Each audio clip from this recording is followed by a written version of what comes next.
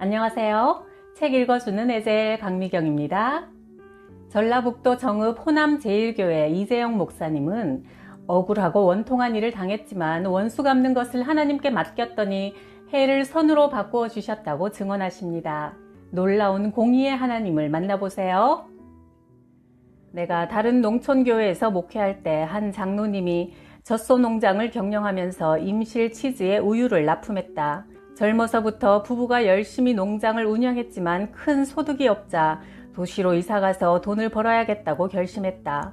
전주에서 우유 대리점을 운영하는 동생이 동업하자고 하여 이사를 며칠 앞둔 어느 날 장로님이 교회에 와서 기도하는데 자기가 떠나면 이 작은 교회가 문을 닫을지도 모른다는 생각이 들었다. 장로님은 밤새 고민 끝에 교회를 지키기 위해 오래전부터 꿈꾸던 사업을 취소했다. 계약한 것을 다시 물으면서 손해를 보았지만 교회를 살리기 위해 기꺼이 감수했다. 하나님은 교회를 사랑한 장로님에게 은혜를 베푸셨다. 고졸 출신 장로님이 대학 나온 이사들을 물리치고 임실 치즈 조합장에 당선되어 5년간 판공비를 제외하고도 월급 500만 원씩을 받게 되었다. 하나님은 교회를 위해 본 손해를 넉넉히 갚아주셨다. 처음 목회했던 교회에 20대 여청년 수정이가 있었다. 고등학교 시절 상위권 성적이었으나 가정 형편이 어려워 대학 진학을 포기하고 취업했다. 수정이는 공무원 시험을 준비하면서도 주일이면 성가대원으로 주일학교 교사로 최선을 다해 섬겼고 여름 성경학교 행사나 성탄절 준비에도 늘 앞장섰다. 시험 공부에만 전력 투구해도 합격하기 어려운데 이처럼 귀한 시간을 쪼개어 하나님께 드렸던 수정이에게 하나님은 은혜를 베푸셔서 공무원 시험에 합격했다. 면사무소에 근무하며 주경 야독으로 대학교를 졸업한 후 사법고시에 도전했다. 고시 전문학원에서 사법고시에 함께 도전한 청년을 만나 결혼했고 남편과 함께 변호사 사무실을 개업했다. 반면 두 번째 교회에서 만난 대학교 3학년 우성이는 초등학교 시절부터 신앙생활을 잘 해오던 청년이었다. 그런데 어느 주일부터인가 모습이 보이지 않았다. 몇 주일 기다리다가 신방을 갔더니 공무원 시험 공부를 위해 당분간 신앙생활을 중단해야겠다는 것이다. 공무원 시험에 합격할 때까지는 교회를 못 다닙니다. 딱 부러지게 쐐기를 박았다. 내가 간곡히 권고했다. 우선순위를 하나님을 섬기는 데 두면 하나님께서 우리 능력 밖의 일을 할 수 있도록 도우십니다. 그러나 하나님보다 내 힘과 능력을 믿고 의지하면 실패할 확률이 높습니다. 주일에는 예배드리면서 휴식을 취하세요. 그러면 하나님께서 은혜를 베풀어 좋은 길로 인도하실 겁니다. 그러나 한 번 굳어진 마음을 돌릴 길이 없었다. 청년은 평일은 물론 주일과 휴일에도 도서관에서 살다시피 하며 공무원 시험 준비에 몰두했다. 교회와 예배는 잊어버린 지 오래였고 이제는 하나님과 무관한 사람이 되어버렸다. 그는 대학 3학년 때부터 도전했지만 졸업한 후에도 해마다 번번이 합격하지 못했다. 결국 공무원 시험을 포기하고 중소기업에 입사했다. 시간이든 물질이든 재능이든 하나님을 위해 드리는 것만이 후일에 보장받을 수 있는 가장 확실한 투자다. 너의 길을 하나님께 맡겨라. 그를 의지하면 그가 이루시고 너의 갈 길을 가르쳐 보이시며 너를 주목하여 훈계하시리로다.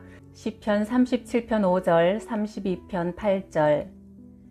목회 6년차 되던 해 전라도 농촌교회에 부임했다. 50년 역사를 지닌 교회로 장로 4명과 100여 명의 교인이 모였다. 저녁마다 공식적인 기도회를 가졌고 자정부터는 기도 특공대들과 함께 교회에 머물며 철야기도 했다. 낮에는 동네와 논밭으로 다니며 전도에 힘쓰니 매주 새로운 신자들이 등록했다. 부임한 지 6개월이 지나자 200명으로 2배나 부흥했다. 매일 밤 기도회는 하나님의 은혜와 능력을 체험하는 뜨거운 시간이었다. 고질병, 난치병들이 치료받고 응답이 넘치자 은혜로운 교회로 소문이 나 부근에서 한 번쯤 오고 싶어하는 교회가 되었다. 소문이 잘 나다 보니 농촌교회도 부흥할 수 있다는 내용으로 국민일보와 교단 신문을 통해 전국에 알려지기도 했다. 교인들의 얼굴에는 웃음꽃이 만발했고 주일이면 축제 분위기로 은혜 넘치는 예배를 드렸다. 교인들 숫자가 많아지고 교회가 새로워졌으면 그에 걸맞는 행정과 조직이 필요했다. 그런 의미에서 인사를 단행했다. 목사는 목회에만 전념하고 장로들이 교회를 운영하도록 제도를 정비했다. 그동안 재정을 맡아온 수석 장로를 운영위원장으로 임명하고 재정위원장은 새로운 젊은 장로에게 맡겼다. 그러자 개척 당시부터 오랫동안 재정을 관리했던 수석 장로가 불만을 품고 목사를 내치기 위한 모의를 추진했다. 그 소식을 들은 선배 목사가 수석 장로들과 손을 잡았다. 그들이 함께 나를 내보내고 선배 목사가 부임해 오려는 욕심이었다. 어느 날 수석 장로가 내게 만남을 요청했다. 장로들이 굳은 표정으로 앉아있는 가운데 수석 장로가 입을 열었다. 목사님, 교회를 떠나주십시오. 사전에 한마디의 예고나 협상도 없이 무작정 사임을 요구해왔다. 세상 사람들도 이런 비열한 행동은 하지 않는다.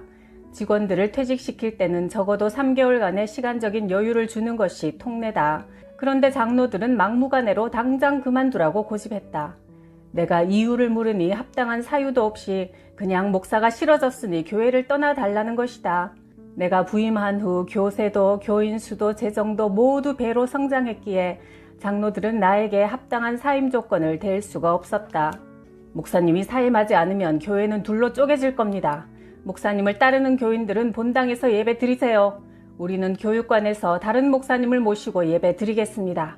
어떤 이유에서든 교회가 분열된다면 책임자로서 하나님의 심판을 피할 수 없으리라는 생각이 들었다.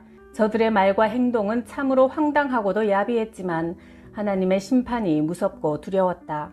교인들에게 목사 추방운동이 알려지자 젊은 집사들과 장로들이 한자리에 모였다. 지역의 지도자이며 사업가인 남자 집사가 입을 열었다. 아니, 장로님들, 엊그제까지만 해도 우리 목사님 같은 분이 없다고 입이 닳도록 칭찬하시고 자랑하시더니 왜 갑자기 당장 사임을 요구하시는지 답변을 듣고 싶습니다. 수석 장로가 궁색한 답을 했다. 특별한 이유는 없습니다. 모두 우리 교회를 위해서입니다. 여러분도 우리처럼 장로가 되면 우리 심정을 이해할 것입니다. 수석 장로는 개척 이후 40년간 지켜온 교회 재정권을 쉽게 포기할 수 없었던 것이다. 그래서 그 자리를 다시 되찾아보려는 마음이 목사 추방운동을 꾸미게 된 동기였다. 장로라는 기득권을 앞세워 인간적인 욕망만 채우려 하는 모습에 부하가 치밀었다. 마음 같아선 나뉘어 예배를 드리더라도 부도덕한 장로들과 맞서 싸워 이 자리를 사수하고 싶었다. 매일 밤 교회에 앉아 하나님 앞에 내 억울함을 쏟아놓을 수밖에 없었다. 성령님께서 이런 감동을 주셨다. 원수 갚는 것은 내게 맡겨라.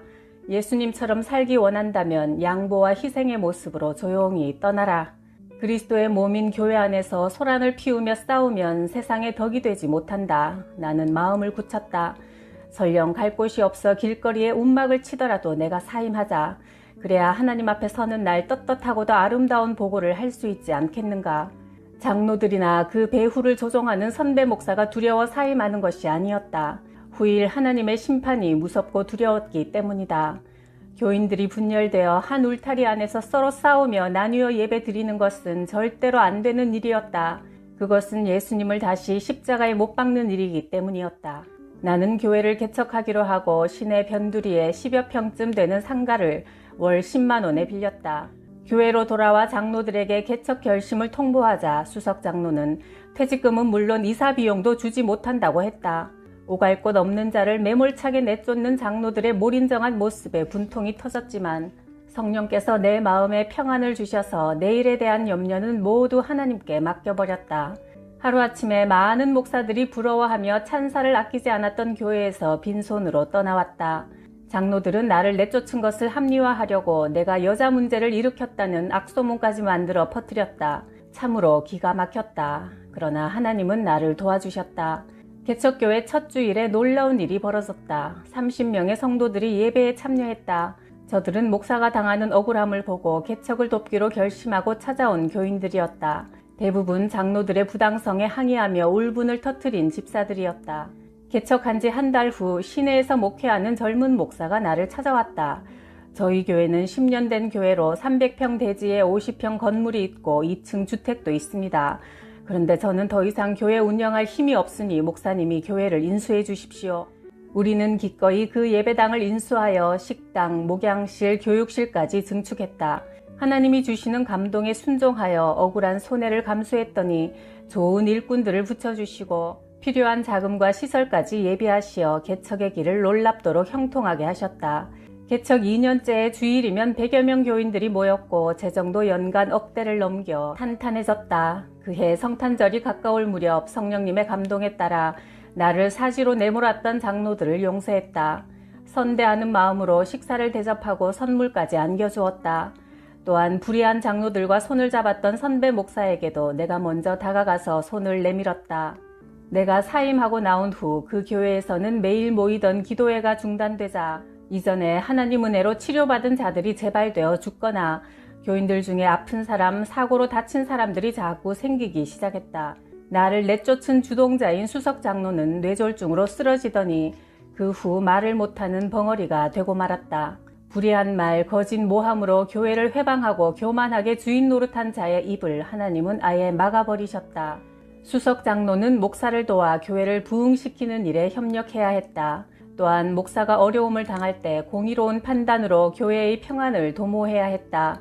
그러기 위해서는 사리사욕을 버려야 하건만 그는 탐욕에 사로잡혀 교회를 분열시키므로 성도들에게 깊은 상처를 남겼고 자신도 말을 못하는 비극적인 존재가 되고 말았다. 일본의 대표적인 기독교 작가 미우라 아야코는 젊은 시절 잡화점 가게를 운영했다. 친절하게 손님들을 대하자 장사가 얼마나 잘 되는지 작은 가게에 물건을 트럭으로 가져올 정도였다. 그런데 자기 가게가 손님으로 북적거릴수록 옆에 다른 가게들이 하나둘 문을 닫는 게 보였다. 미우라 아야코는 내가 다른 사람들을 망하게 해서야 되겠는가 생각하고 일부러 물건을 들여놓지 않았다. 그리고 손님들이 오면 물건이 없다면서 이웃 가게들로 보내주었다. 그러다 보니 이제는 다른 가게들이 바빠지고 미우라는 한가해졌다. 남아도는 시간에 책을 읽으면서 글을 쓰기 시작했고 신춘문예에 응모해 당선되었는데 그 책이 바로 미우라 아야코의 유명한 대표작 빙점이다. 그 책이 베스트셀러가 되어 장사할 때와는 비교할 수 없이 큰 돈을 벌었다. 그 후로도 길은 여기에, 양치는 언덕 등 내는 책마다 베스트셀러가 되어 세계적인 작가가 되었다. 미국 아리조나 지구촌 교회 송재호 목사님께 어떻게 하면 이 세상에서 천국을 살다가 죽어서도 천국 가는 복을 누릴 수 있는지 한번 배워볼게요. 대답만 한다고 천국에 가나요? 아침에 출근하니 장미꽃이 듬뿍 담긴 큰 꽃바구니가 책상 위에 놓여 있었다. 교회에서 전도훈련을 열심히 받고 있는 노처녀 청년이 보낸 거였다. 사연인즉 목사님, 저 프로포즈 받았어요. 며칠 전 어느 남자 청년에게 복음을 전해서 예수님을 영접하게 했는데 그 청년이 그 자리에서 결혼하자고 프로포즈를 하더라고요. 나이 30이 넘어 결혼 못하는 줄 알았는데 복음 덕분에 그토록 기다리던 프로포즈를 받았으니 전도 훈련을 잘 시켜주신 목사님께 감사해서 꽃바구니를 가져왔어요. 신랑 될 사람이 궁금해 식사 자리를 마련했더니 키도 크고 준수하게 잘생긴 노총각이 들어와서 말했다. 이 자매가 찾아와서 복음을 전해주는데 얼마나 이해가 잘 되고 머리에 쏙쏙 들어오는지 바로 그 자리에서 예수님을 영접했지요. 그리고 나를 지금 당장 죽어도 천국 갈 수 있게 해준 자매가 그렇게 예뻐 보이더라고요. 이 사람이야말로 내가 이제껏 찾았던 반려자라는 생각이 들어 자신있게 프로포즈를 했답니다. 복음 안에서 맺어진 이 한 쌍이 얼마나 예쁘던지 나는 마음껏 축복 기도를 해주었다. 아침에 출근하면서 차 안에서 라디오를 들어보니 워싱턴 DC에서 한인 여성이 강도의 권총에 맞아 숨졌다는 뉴스가 흘러나왔다. 조지 워싱턴 대학교 앞에서 부부가 술을 파는 주류점을 운영했는데 부인이 차를 주차하기 위해 지하 주차장에 들어갔다가 변을 당했다는 것이다.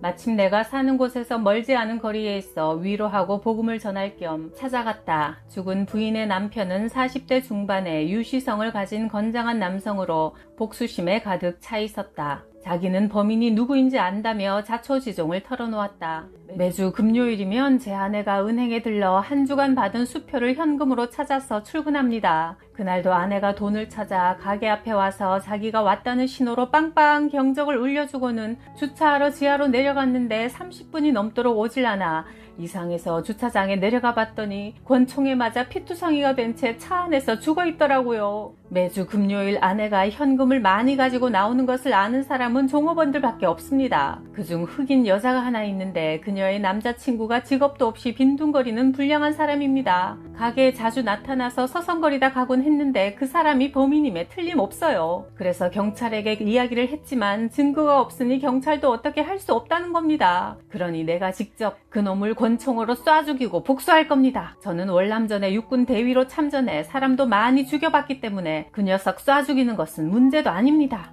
내가 물었다. 그 사람을 쏴 죽이면 유 선생님은 감옥에 갈 텐데 어린 아들, 딸, 남매는 어떻게 할 겁니까?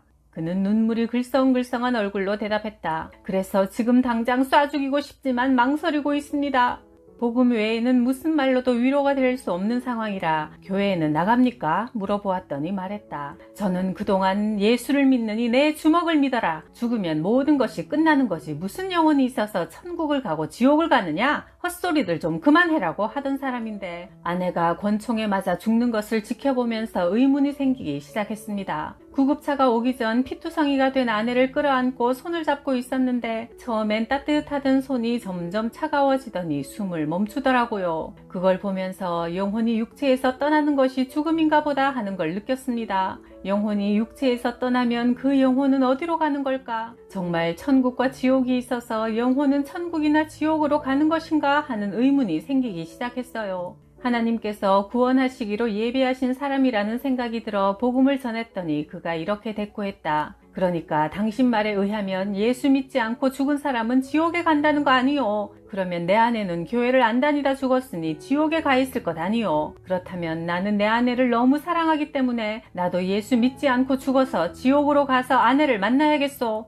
순간 나는 말문이 탁 막혀 하나님, 이럴 때는 뭐라고 대답해야 하죠? 제게 할 말을 주십시오. 속으로 기도하는데 그가 사연을 이야기할 때 그의 아내가 이화여대 무용과 출신이라고 했던 것이 번쩍 떠올랐다. 유 선생님, 이화여대는 기독교 학교라 채플 시간이 있고 성경 공부도 해야 졸업을 합니다. 부인이 지금까지는 예수를 믿느니 내 주먹을 믿으라고 하는 유 선생님 같은 남편과 살다 보니 교회를 못 나갔지만 대학생 시절 예수님을 영접했는지 어떻게 아십니까? 그러니 유 선생님이 아내를 만나려고 예수 안 믿고 죽어서 지옥에 갔더니 아내가 그곳에 없고 천국에 있다면 어떻게 하겠습니까? 갑자기 유 선생의 눈빛이 번쩍하더니 말 되네요 하는 것이다. 무려 8시간 동안 한 사람에게 쉬지도 않고 복음을 전한 결과 마침내 새벽 3시가 되어 나 예수님 영접하고 싶으니 기도해 주세요 했다. 그의 손을 잡고 영접 기도를 한 후 집으로 돌아오는 발걸음은 조금도 피곤치 않고 오히려 감사 찬양이 흘러나왔다. 그 후 그는 교회 안에서 믿음 좋고 착한 여자를 만나 재혼하여 함께 신앙생활 잘 하고 전도 훈련을 받아 가는 곳마다 자신의 간증을 들려주며 전도자로 열심히 살아가고 있다. 하나님은 그의 아픈 체험까지도 복음을 전하는 능력의 도구로 사용하고 계신 것이다. 한국에서 미국으로 오는 비행기 안에서 옆자리에 전도할 사람을 앉혀달라고 기도했더니 내 나이 또래의 한국 아주머니가 와서 앉았다. 그런데 이 세상 모든 고뇌를 혼자 다 끌어안고 있는 사람처럼 인상이 찌들어 있었다. 한국에 다녀오시는 모양이죠? 하고 말을 걸었더니 힐끔 쳐다보면서 네? 하고는 그만이다. 어디 사시는데요? 물었더니 귀찮다는 듯 LA요? 하고 톡 내뱉었다. 좋지 않은 일로 한국에 다녀오시는 모양이죠. 무척 힘들어 보이시네요. 하고 또 말을 거니 별꼴 다 보겠다는 표정으로 관상쟁이세요? 했다. 관상도 좀 볼 줄 알죠? 했더니 제가 무당이 될 팔자라는데 맞아요? 하는 것이다. 누가 그런 소리를 합니까? 물었더니 사연을 털어놓았다. 한국에서 어렸을 때 동네에 시주받으러 온 중이 저더러 너는 시집을 여러 번 가거나 무당이 될 팔자야 하더라고요. 그날 이후로 그 말이 제 마음속 깊이 새겨져 시집을 여러 번 갈 바에야 결혼을 안 하는 게 나을 것 같아서 이제까지 결혼을 안 했고 무당이야 내가 안 하면 되는 것이니 지금까지 버텨왔는데 타고난 팔자는 어쩔 수 없는 모양인지 모든 상황이 내가 무당이 되라고 몰고 가는 것 같아 한국에 가서 할 수 없이 무당되는 수업을 받고 오는 길입니다. 듣고 보니 너무나 기가 막혔다. 어렸을 때 중이 던진 말 한마디가 한 여인의 삶을 이렇게 망쳐놓았다는 생각이 들어 그 팔자를 바꿀 방법이 있다면 그렇게 하시겠어요? 물었더니 정말이요? 하고 말고요 대답했다. 이 세상 어느 종교의 신도 자기가 세상을 창조했다고 말하는 신은 없는데 오직 기독교의 하나님은 이 세상 만물을 창조했노라고 성경 첫머리에서 강조하고 있습니다. 그러면 그 신이 이 세상에서 가장 힘이 센 신이 아니겠습니까? 이 세상 천지를 창조하신 하나님이시라면 그분이 우리 인간의 운명도 정해주시지 않겠습니까? 그렇다면 아주머니의 팔자도 하나님이 얼마든지 바꾸어 주실 수 있는 것 아니겠습니까? 성경 말씀에 의하면 우리 인간은 누구나 태어날 때부터 죄성을 가지고 있기 때문에 죽으면 다 지옥에 갈 수밖에 없는 운명이요, 귀신의 종노릇을 할 수밖에 없는 팔자를 타고나지만 하나님의 자녀가 되면 하나님이 팔자를 다 바꿔주셔서 더 이상 귀신의 종노릇을 안 해도 되게 해주십니다. 하나님의 자녀가 되고 싶지 않으세요? 그러면 무당될 팔자도 고칠 수 있습니다. 그러자 찌부러져 있던 아주머니의 얼굴이 금방 환하게 펴지면서 하나님의 자녀가 되고 싶어요. 요한복음 1장 12절에 예수 그리스도를 주인으로 영접하는 자에게는 하나님의 자녀가 되는 권세, 특권을 주신다고 했습니다. 하나님께서 세상 만물을 창조하실 때 우리 인간을 하나님의 형상을 따라 하나님과 사랑을 주고받으며 교제할 수 있는 존재로 만드셨는데, 인간의 조상인 아담이 에덴 동산에서 하나님의 말씀을 거역하고 마귀의 유혹에 따라 선악과를 따먹는 죄를 범했기 때문에 인간은 하나님과의 교제가 끊어져 마귀의 자녀가 되어버린 겁니다. 죄의 삭은 사망이므로 우리 인간은 다 죽어 지옥에 갈 수밖에 없는 팔자가 되었지만, 하나님이 우리를 불쌍히 여기셔서 하나님의 아들 예수님을 이 세상에 보내셔서 우리의 죄값을 대신 갚아주시기 위해 십자가에 못 박혀 피 흘려 돌아가신 겁니다. 복음을 전하니 아주머니가 흑흑 흐느껴 울기 시작했다. 내가 계속 말했다. 예수님은 성경에 예언된 대로 무덤에 장사된 지 3일 만에 부활 승천하셔서 지금도 하나님 우편에서 우리의 기도를 들으시고 응답해 주시는 분이십니다. 이 예수님을 아주머니의 구원자로, 또 앞으로 아주머니의 삶을 주관하시는 주님으로 영접하기 원하십니까?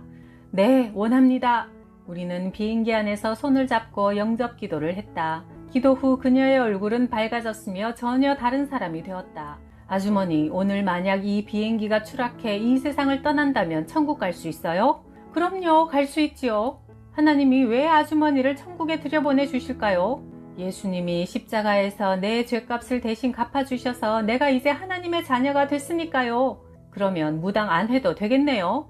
하나님 자녀가 무당이 되면 안 되죠. 그녀는 어린아이처럼 기뻐했다. 그는 LA가 종착역이고 나는 아리조나 가는 비행기를 갈아타야 해서 LA 공항 대합실에서 헤어졌다. 혹시 아리조나에 오면 연락하라고 명함을 건네주니 목사님이셨군요 했다. 하나님께서 자매님을 얼마나 사랑하시면 옆자리에 목사를 앉혀서 무당될 팔자를 고쳐주셨겠습니까? 그러니 교회 나가셔서 신앙생활 열심히 잘 하셔야 합니다. 그녀는 연신 고맙다고 허리를 굽혀 인사했다. 2006년 가을 밤 1시가 넘어서 전화벨이 울렸다. 아리조나 복음방송 사장님이었다. 목사님, 선한 사마리아인 병원에 한 형제가 췌장암 말기로 입원해 있는데 오늘 밤이 마지막 고비라 하여 전화드렸어요. 새벽 3시에 병실에 들어가 보니 형제의 아내와 고등학교에 다니는 딸이 옆에 앉아 있었다. 환자가 말했다. 나는 이제 마지막이 된 것 같은데 지금 내가 죽으면 아내와 딸이 어떻게 살지 제일 걱정이에요. 3년 전 미국에 들어와 저 혼자 돈 버느라 바쁘게 살다 보니 암 말기가 될 때까지 모르고 있었네요. 아내는 미국에 와서 아무것도 안 해봐서 운전도 할 줄 모르고 영어도 잘 못하니 딸과 함께 앞으로 어떻게 살아갈지 큰 걱정입니다. 라며 한숨을 지었다. 내가 말했다. 살아있는 사람은 어떻게 하든지 주위의 도움을 받아 잘 살아갈 수 있으니 그런 것은 문제가 아닙니다. 지금 형제님에게는 그보다 더 중요한 문제가 바로 문 앞에 와 있어요. 사람은 태어나면 누구나 죽게 마련이에요. 형제님뿐 아니라 저도 언젠가는 죽지요. 성경 말씀에 사람이 한 번 죽는 것은 하나님이 정하신 일이요 그 후에는 심판이 있다 하셨으니 죽음 이후에는 어느 누구에게나 천국과 지옥 단 두 갈래 길만 존재합니다. 형제님은 지금 죽으면 천국 갈 수 있겠어요? 제가 뭐 그렇게 큰 죄를 지은 건 없지만 그래도 천국에 갈 자신이 없네요. 그렇다면 지금이라도 천국 갈 수 있는 길이 있다면 그렇게 하시겠어요? 물론이죠. 그래서 복음을 전했더니 곁에서 형제의 아내와 딸도 열심히 들었다. 다 듣고 난 형제는 숨을 가쁘게 몰아쉬며 제가 예수님을 구원자로 주님으로 영접하겠습니다. 저를 위해 기도해 주세요 했다. 저를 따라서 이렇게 기도하세요. 하나님 감사합니다. 이 시간 제 마음 문을 열고 예수님을 나의 구주와 주님으로 영접합니다. 제 죄 때문에 십자가에 달려 돌아가셔서 죄사함 받게 하시고 천국에 들어갈 수 있는 길이 되어 주셔서 감사합니다. 이 시간 이후 죽고 사는 모든 문제를 주님께 맡기오니 제 삶을 주관해 주옵소서. 영생의 선물을 주신 것을 감사드리며 예수님 이름으로 기도합니다. 아멘. 옆에서 함께 복음을 듣고 있던 부인과 딸도 주님을 영접하겠다고 또박또박 영접 기도를 따라했다. 내 손등에 형제의 뜨거운 눈물방울이 뚝뚝 떨어졌다. 기도가 끝난 후, 자, 이제 당장 죽으면 어디서 눈을 뜰 수 있습니까? 하고 묻자, 천국에서 눈을 뜰 수 있습니다. 형제는 자신있게 대답했다. 형제의 부인과 딸도 저도요 하자 형제는 활짝 웃으며 그럼 우리 언젠가 다 천국에서 만날 수 있는 거네 하면서 사랑스러운 눈으로 부인과 딸을 번갈아 쳐다보았다. 그런데 참 이상하게도 다 죽어가던 사람이 영접 기도를 하고 천국 갈 확신을 가진 후부터 생기가 돌기 시작했다. 그 후 형제는 한 달을 더 살면서 아내와 딸과 충분한 대화를 나누고 사업 명의도 아내 이름으로 바꾸어 놓고 이별할 준비를 모두 마친 후 평안하게 천국으로 갔다. 장례를 치른 후 그의 아내와 딸은 우리 교회에 등록하여 다녔고 고등학생 딸이 말했다. 그동안 부모님이 병원에 계시니 집에 혼자 있을 때마다 너무 무서워 잠도 잘 못 잤습니다. 그러나 예수님을 영접한 후에는 예수님이 늘 저와 함께 계신 것이 믿어서 마음이 참 편안해졌고 언젠가 천국에서 아빠를 다시 만날 수 있다는 소망이 있어 엄마와 열심히 살 수 있을 것 같아요. 아빠가 돌아가시기 전에 우리에게 가장 큰 선물을 주셔서 하나님께 감사해요.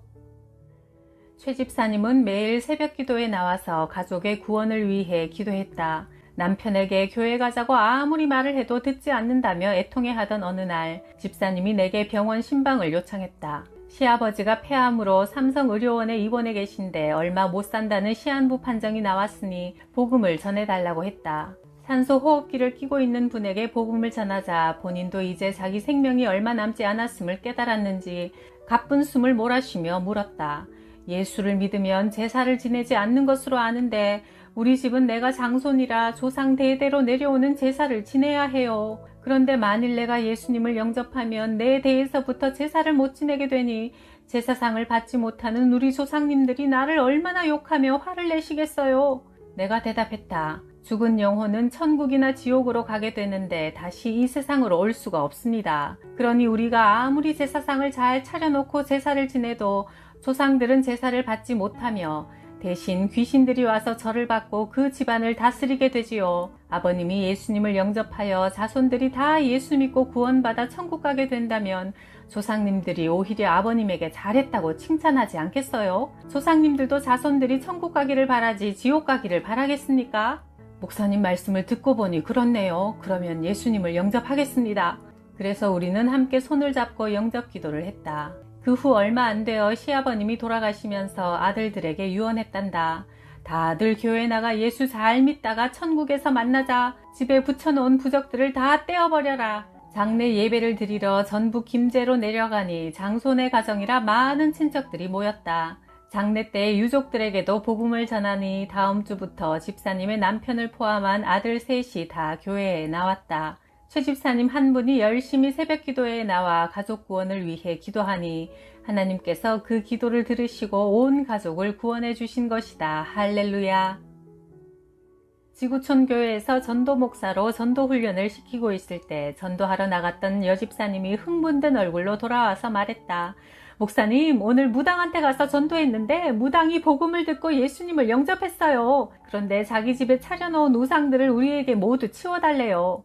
함께 무당집으로 가서 무당이 확실하게 예수님을 영접했는지 확인하려고 두 가지 질문을 했다. 만일 오늘 이 세상을 떠나신다면 천국 갈 확신이 있습니까? 네. 하나님께서 내가 너를 천국에 들여보내야 할 이유가 무엇이냐고 물으시면 뭐라고 대답하시겠습니까? 예수님께서 십자가에서 내 죄를 대신 지고 죽어주셨고 그 예수님을 내가 주인으로 영접했기 때문이죠. 정확하게 대답했다. 그러면 이제 하나님의 자녀가 되었으니 하나님이 제일 싫어하시는 우상들은 치워버려도 되겠습니까? 네, 그래도 제가 그동안 그것으로 벌어먹고 살아서 내 손으로 치우기는 마음에 걸리니 대신 모두 치워주시면 감사하겠습니다. 먼저 금색으로 번쩍번쩍하는 부처부터 끌어내리며 엄청 무거울 줄 알고 힘을 잔뜩 주었는데 뜻밖에도 플라스틱에 금색을 얇게 입힌 것이라 아주 가벼웠다. 여기저기 붙여놓은 부적들과 함께 교회 주차장 뒤쪽에서 불태워버렸다. 그동안 귀신에게 종노릇 하던 무당은 교회에 다니면서 하나님의 자녀된 자유를 마음껏 누렸다. 예수 그리스도의 복음은 모든 믿는 자에게 구원을 주시는 하나님의 능력이라. 로마서 1장 16절.